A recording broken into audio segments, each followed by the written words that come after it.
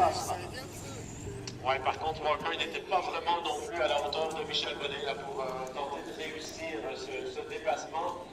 On parle des pilotes classés 9e et 10e. James Walker, lui, dispose d'une voiture de nouvelle génération, la classe platine, et ça entraîne une neutralisation. Michel Bonnet, je disais, donc le seul pilote de la classe or avec l'ancienne voiture d'Étienne Bourgeat, une voiture de GT Racing de l'Euro 76.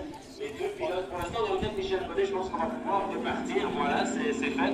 Dans le cas de James Walker, on est face au mur de pneus. Ça va être peut-être un petit peu plus compliqué, mais ça va entraîner une neutralisation, François. Et ça, eh bien, c'est l'avance de Zach Robichon qui est réduite à néant. Absolument. Alors, mais il semble que ce soit une course terminée. Et lui-même est à l'origine de cet accrochage. Michel Bonnet. Alors, on aura besoin probablement des services de remorquage. Ah ouais, il semble bien que la conduite a d'abord dommagé dans cet accrochage. Ouais, bon, on voit la roue avant gauche, là. Effectivement, James Walker qui sort de la voiture, donc course terminée pour le pilote américain. Je trouve tellement dommage d'endommager la Porsche, Philippe. Ça me fait mal au cœur quand on endommage une Porsche. Mais toutes les voitures de course, c'est vrai que faut toujours penser au budget du pilote, bien entendu. Alors c'est certain que dans certaines séries, il y en a qui sont mieux nantis au niveau du budget. Comme certains le disent parfois, il y en a qui ont plus peur à la fin du monde qu'à la fin du mois. Hein, mais disons que c'est vrai que dans le cas ici de James Walker, on voit la voiture était vraiment trop endommagée pour qu'il soit capable de la ramener dans les puits. Donc c'est un petit peu normal qu'on sorte la voiture de sécurité, neutralisation pour cette course. Il y a encore 28 minutes à faire, donc on va pouvoir relancer avec encore beaucoup de temps de piste. Et il y a pas d'heure qui nous permet de rêver de piloter une Porsche dans la série Porsche. On a vu ce jeune homme qui suit ça de très très près. La série Porsche. Non, ça va, je viens juste il y en a beaucoup, là, c'est certain que ce sont des voitures qui sont superbes, bien entendu, de vraies voitures de course automobile. Il y a deux séries, on va dire, monotypes ici au Grand Prix de Trois-Rivières, c'est la Coupe Nissan Micra et la Coupe Porsche. Et ce sont un petit peu les extrêmes, dans le sens où la Coupe Nissan Micra, des voitures toutes identiques. Ça, c'est le seul lien qu'on peut dire qu'il y a avec la Coupe Porsche, parce que là aussi, ce sont des voitures identiques. Mais pour le reste, évidemment, les budgets sont complètement différents, les coûts, les performances également. Essayons de savoir si Michel Bonnet est en mesure de poursuivre cette épreuve avec Natalia Mourlet. Il est aussi certain que il poursuivra avec une voiture, puisque Michel Bonnet va abandonner lui aussi s'assurer de son équipe que la voiture allait bien. Et bien évidemment que le pilote allait bien aussi. Ça semble être peut-être Sa voiture. On est encore sur le drapeau jaune. C'est que le 50-50 est rendu à 16 minutes. Dans cette première finale de la série Porsche. Ensuite, nous aurons une deuxième séance de pratique dans le championnat de Stock Car canadien, la CSCC.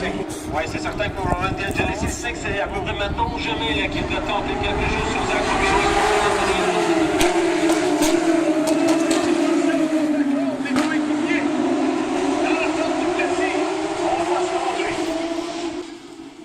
DeAngelis qui n'a pas le choix là, de laisser Zach Robichon reprendre l'avance, mais c'est passé très serré. N'oublions pas, ce sont deux coéquipiers. Donc chez Buck Motors, la consigne elle est très claire. Oui, vous avez le droit de vous battre, mais vous avez interdiction de vous accrocher. Ben non, j'ai déjà mal au cœur qu'une seule Porsche soit abîmée. Il ne faudra pas en abîmer deux autres quand même. Mais tout ça pour dire que lorsqu'on fait ces manœuvres, Philippe, il faut les faire vite avant la porte du Plessis, parce qu'à la porte du Plessis, ça se complique. Et c'est certain que Roman DeAngelis sait très bien que si il laisse l'avantage à Zach Robichon va pouvoir se sauver en avant comme il a fait tout à l'heure. Donc c'est certain que pour lui c'était vraiment maintenant ou jamais, on va dire, mais le risque d'accrochage était vraiment très grand. Et donc il s'est replacé derrière son coéquipier. Pour Étienne Bourgeat, eh bien, c'est l'occasion peut-être d'aller rechercher cette troisième place qu'il tentait vraiment de récupérer tout à l'heure. N'oublions pas qu'il est parti troisième, Étienne Bourgeat.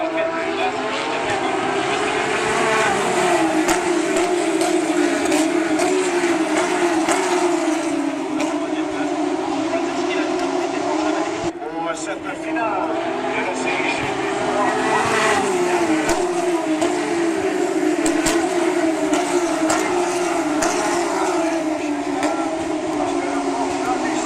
vraiment qu'il était dans son élan.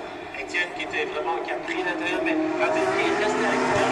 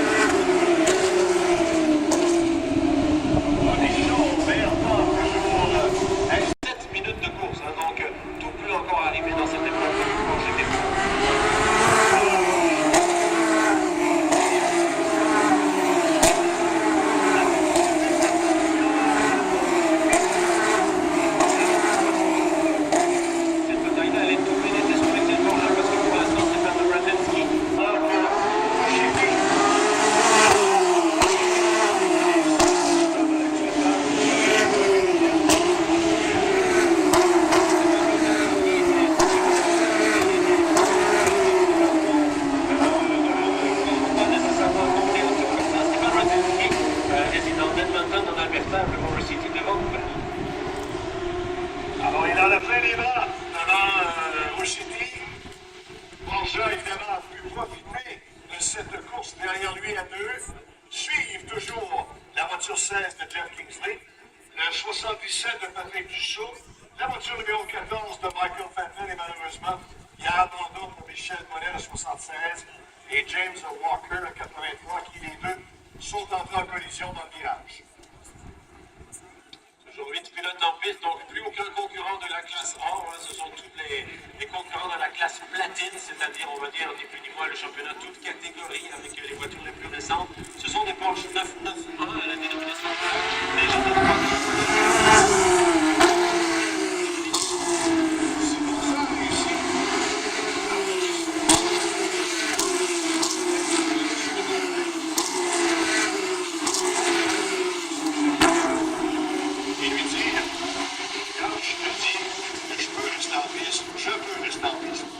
Oui, mais je dirais qu'Éric Côté est quelqu'un qui maîtrise parfaitement la stratégie des courses d'endurance. Donc, c'est le genre de personne à dire à un pilote, tu ne rentres pas, tant que la voiture est en un morceau, tu restes en piste.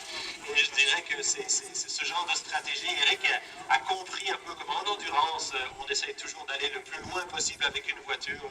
C'est certain qu'il faut le plus possible demeurer sur la piste. On ne sait pas ce qui peut arriver en avant plus tard dans l'épreuve. Et donc, il faut toujours, tant qu'on n'est pas obligé de rentrer dans les puits, il faut essayer de demeurer en piste parce que c'est ça la clé du succès bien souvent.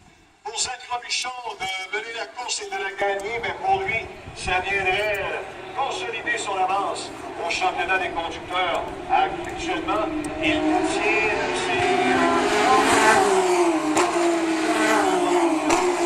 avec 245 et le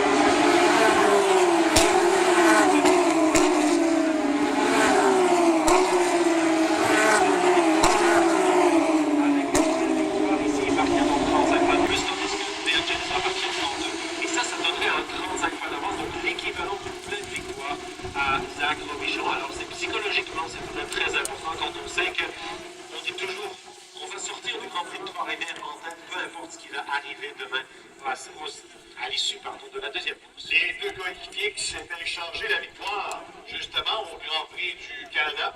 Alors, Robichon en a gagné une et D'Angelis en a gagné une également. Et c'est là, justement, à Montréal, où Robichon a raté la première marche du podium pour la première fois de la saison. Toutes les autres courses. Ben non, mais je sais que ça. Là, si je vois bien quand même, là, la qualité, ça va être bon. Oui, tout à fait, c'est ça.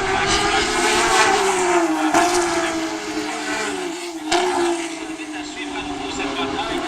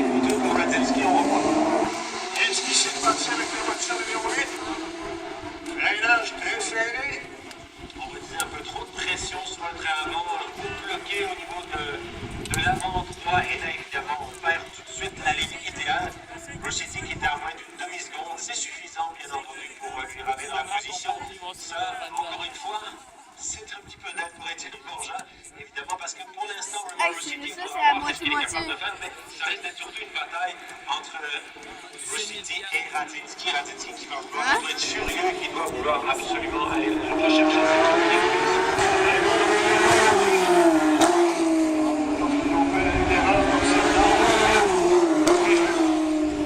Ce n'est pas pour le podium pour l'instant, mais c'est pour le système de pointage. City, lui aussi, a bloqué quelques probablement que les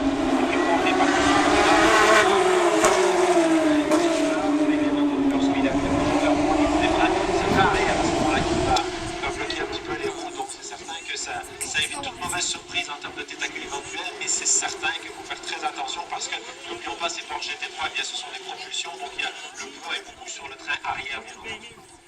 Alors, on a vu encore une image pour Robichon lorsqu'on le voit arriver à la fin d'un virage, lorsqu'il accélère, on ne voit pratiquement plus DeAngelis derrière lui.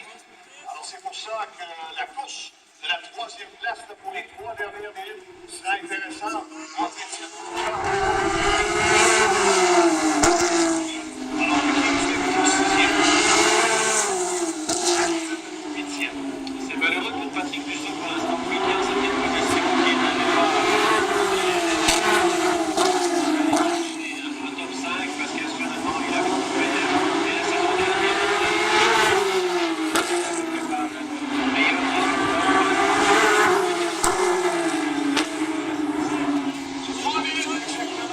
Dans cette finale, la première de la série GT3 en Porsche, la Coupe du Canada. Bourgeat va-t-il maintenir sa 3e position? Est-ce que Ah, il peut s'en passer des affaires en va mettre 3 cette minutes. pression? Son équipe lui a dit qu'il reste 2 minutes et demie à la course. Ouais. Ce qui veut dire à peu près 3 tours encore maximum. On va voir de quelle manière maintenant va se comporter Bourgeat. Est-ce que Rouge City va être plus agressif? La menace, c'est Roman City parce que Stéphane Radzinski, on voit que vraiment il va chercher la 4e position. On commence à être plus tissé entre Bourgeat, la numéro 2, et la 87 de Roman City. Alors, c'est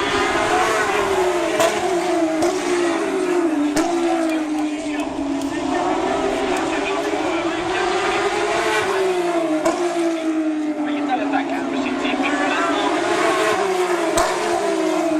une demi-seconde d'Étienne Bourgeat. On va voir ce qui va arriver dans les demi-secondes.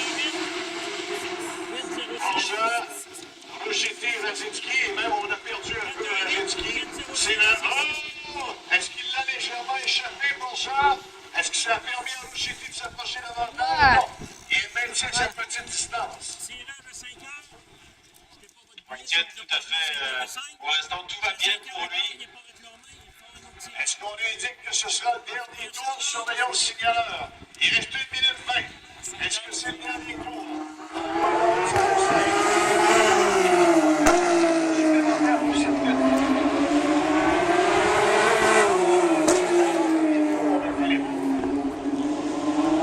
Alors, ça va quand même faire la course. Et alors,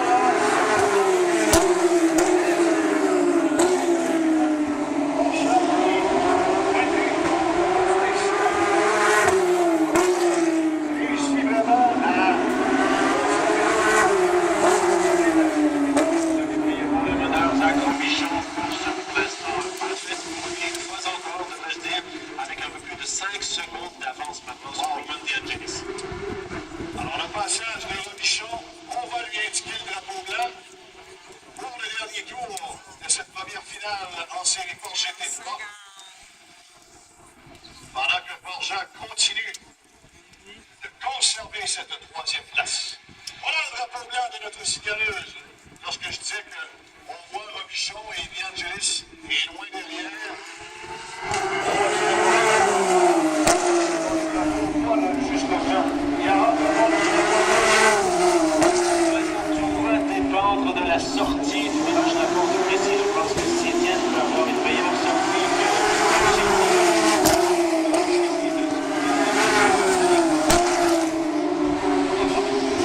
Zach Robichon,